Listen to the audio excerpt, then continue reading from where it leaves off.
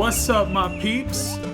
It's the turtle smashing, dragon punching, titan smashing, zombie blasting, race car drifting, multiplayer butt whipping, the collector of coins, rings, looms, rupees, and tanukis. I got food for self, emeralds for wealth, and med packs for health. I got the double jumps, turbo boost, time freezes, and invincibility.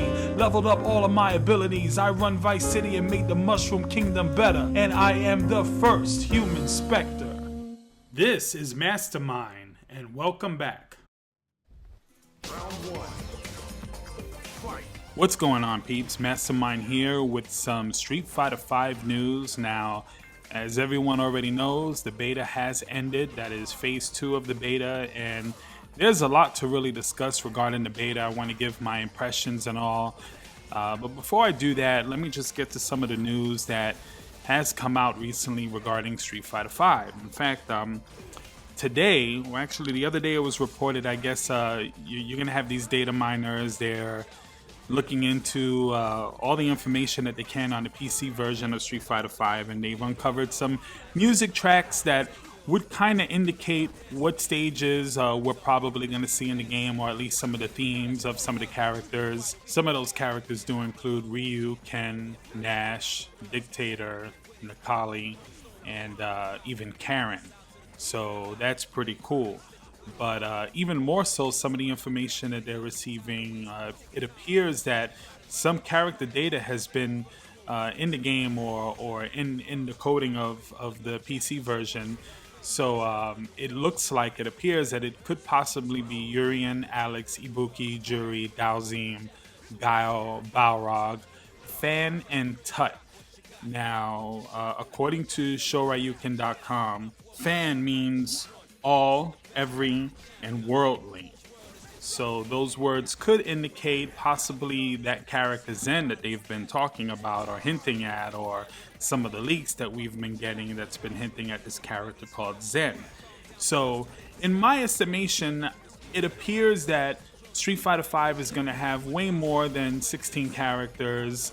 Like I said in the beginning, and I've said in previous videos, it seems like we're going to get 16 characters at launch, and then we're going to start earning the characters through fight money, as we kind of already got a glimpse of with the beta, where we were able to get Karen's stage if you got 2,000 credits worth of fight money.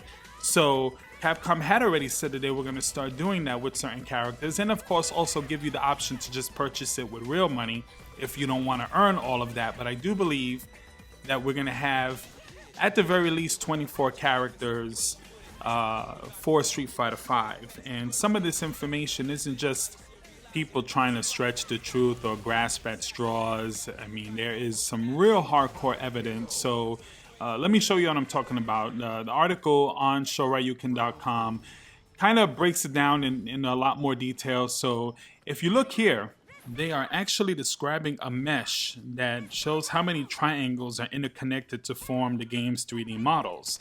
So if you look at Ryu, for instance, he has 68,000 triangles.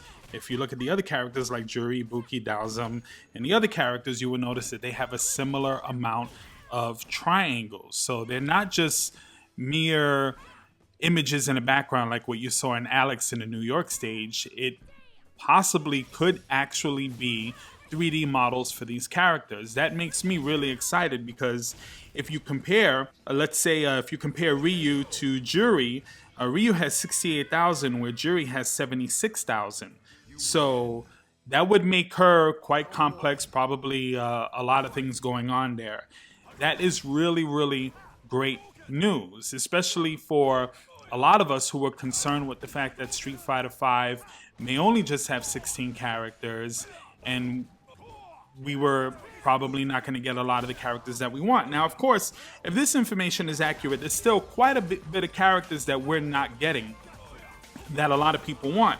But we still are getting a lot more than what we initially thought. And that doesn't mean that in the future we won't get some kind of DLC, or, I mean, you know, Capcom's always upgrading, but I would say if we're getting 16 and then you have 17, 18, 19, 20, 21, 22, 23, I'm going to say 24 to 25 characters I think that would be a really great start for this game, and I think this is where it should be for the start of Street Fighter V. I don't think it should be 16 or 40 characters. I think 24 to 25 characters is just right for this game. That is indeed, in my opinion, the sweet spot for Street Fighter V. So hopefully that's what it will be to start off.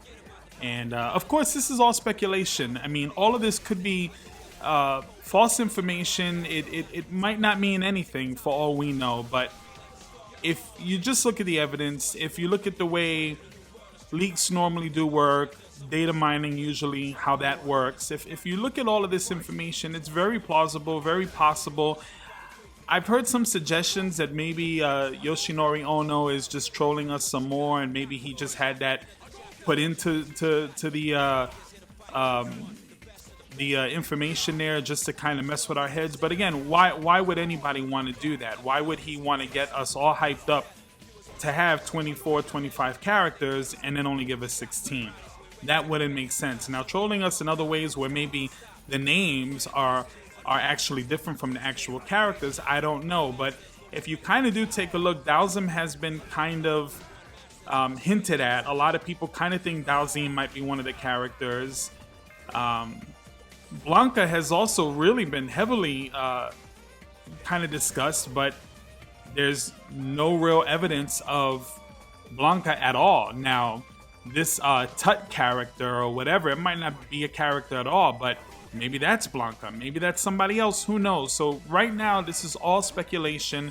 We don't know anything until Capcom starts officially announcing more and more characters. But one thing that a lot of people haven't discussed, and I think this is kind of a big deal, and maybe this kind of adds to this whole idea that maybe we are going to get more characters, because if you think about it, right now, we are approaching November. It is the end of October, and they've announced every character really except for 2 out of the 16.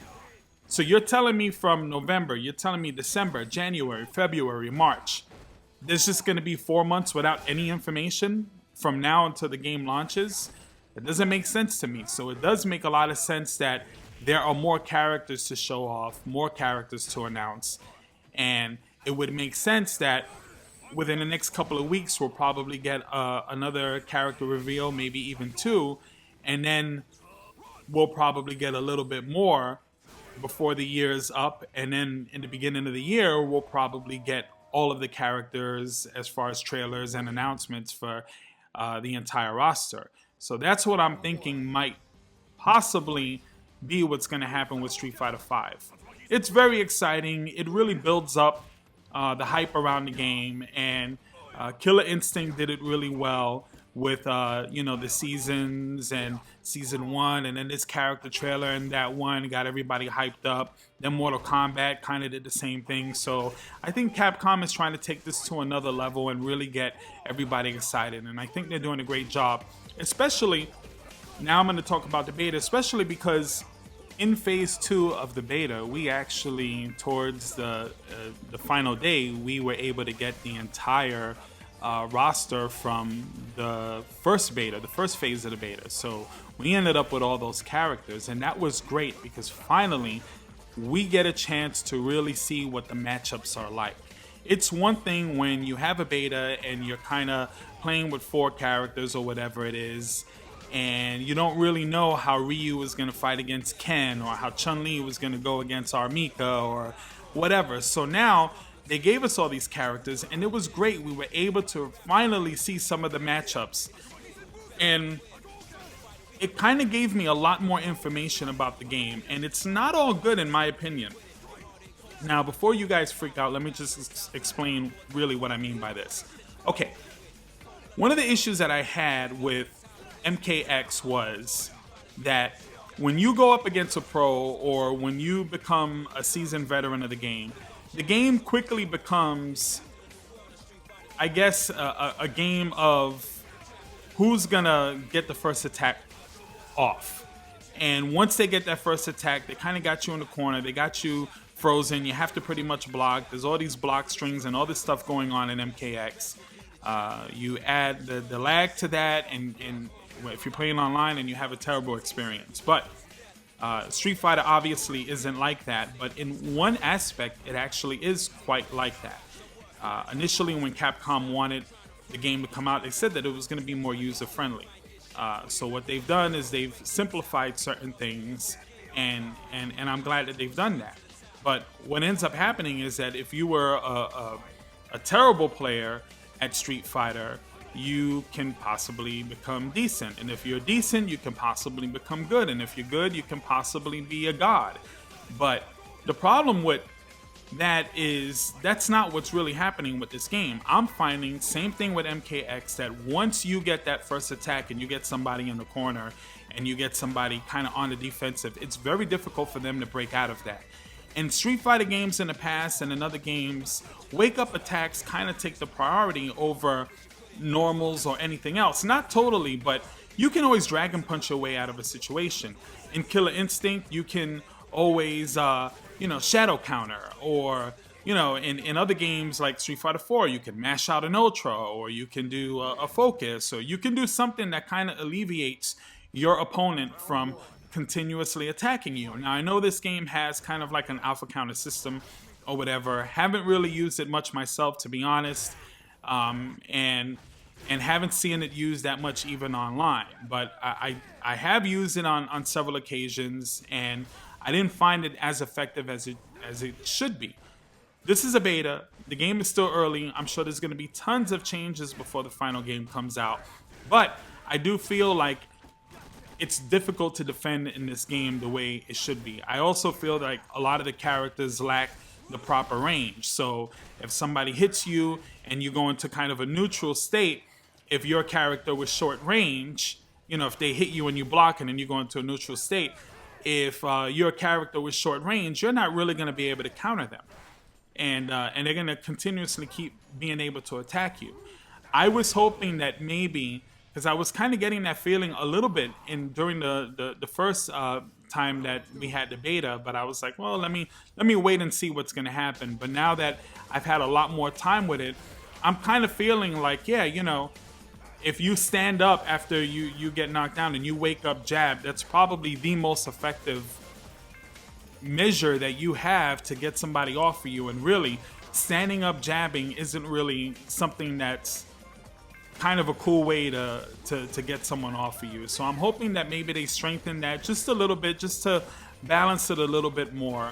But not a real big issue at this point, because again, the game is still in its early stages. It's still a beta, so it's not really a big deal or a big worry.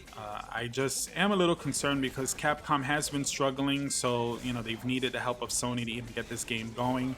And if they want to attract a new audience, I think newer, more novice players shouldn't have to go online and get obliterated, the way we saw in the beta. Of course, I'm sure they're going to fix that also with the ranking system as well. Anyway, those are my thoughts for Street Fighter V and the new news. I hope that you enjoyed this video, and don't forget to like, share, comment, and subscribe. Mastermind out.